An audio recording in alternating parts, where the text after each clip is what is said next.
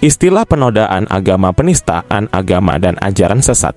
Sebetulnya itu adalah istilah-istilah jadul yang terjadi pada abad sebelum lahirnya dunia teknologi dan tidak relevan dihembuskan di masa sekarang, akan tetapi bagi mereka yang suka dengan hal itu akan selalu digaungkan dan digemborkan.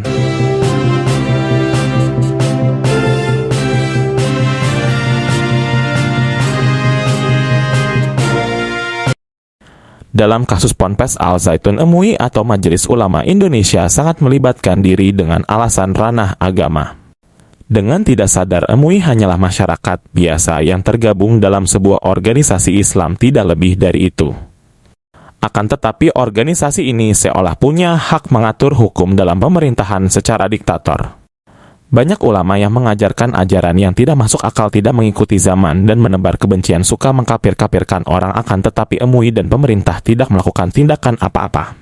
Sebaliknya, Panji Gumilang yang menghargai dan merangkul setiap umat beragama malah dicap penoda agama dan dilecehkan, disebut teroris, antek NII, dan lain-lain. Indonesia adalah negara hukum, tapi di era Presiden Jokowi ini tidak bisa menerobos hukum keadilan yang semestinya. Seorang kepala negara seharusnya turun tangan, jangan hanya ada di belakang layar, karena ini menyangkut moral bangsa.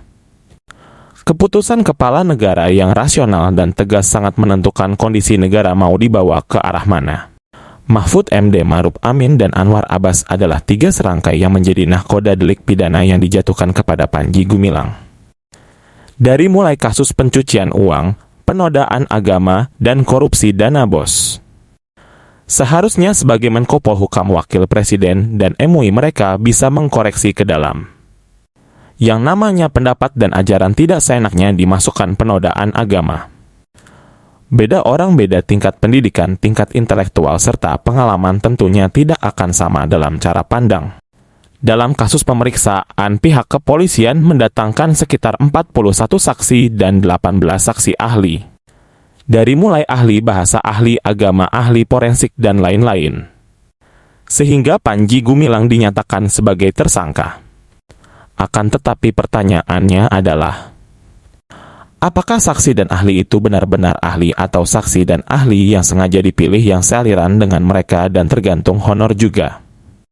Karena penegak hukum dari mulai polisi, jaksa, hakim, dan pelapor pun tidak semua jujur.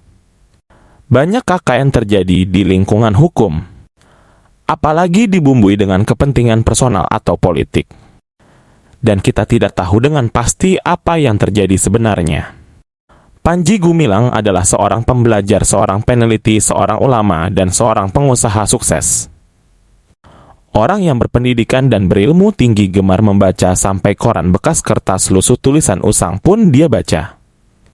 Tiap hari punya target waktu membaca, jika tidak salah buku yang dibaca pun sehari minimal 4 buku.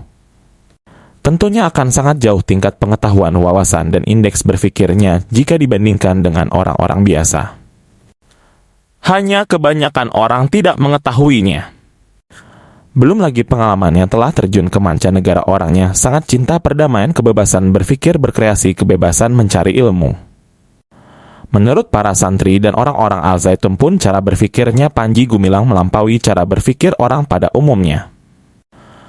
Maka tak heran Al Zaitun maju pesat dalam berbagai bidang, baik pendidikan maupun ekonominya. Dia pun seorang peneliti bidang pertanian sehingga menyandang gelar profesor, makanya pertanian, ladang, peternakan, kebun buah, sampai tanaman kayu yang dikembangkan di Al Zaitun sangat maju pesat.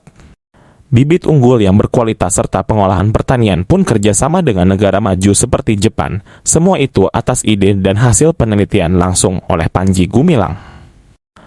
Al Zaitun telah membuka lapangan kerja sehingga mengangkat kehidupan ekonomi masyarakat sekitar.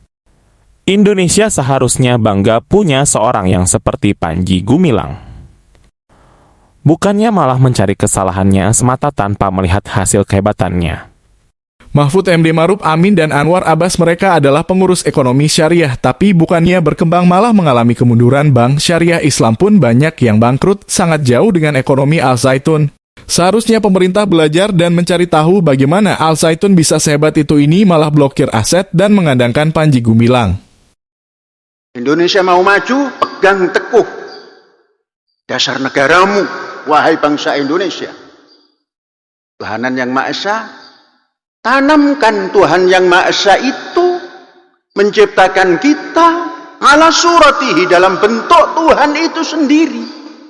Maka tidak boleh dicaci, mencaci manusia, mencaci Tuhan. Mengapa? Karena manusia ini diciptakan dalam bentuk Tuhan. Ala suratihi, dalam bentuknya. Tidak boleh dicaci, apalagi dibunuh. Siapapun, pangkat apapun, tidak boleh dibunuh semena-mena. Namanya belum yakin pada dasar negaranya. Satu, kemanusiaan yang adil dan beradab. Bagaimana bisa menjadi adil dan beradab kalau ketuhanannya tidak dipegang teguh?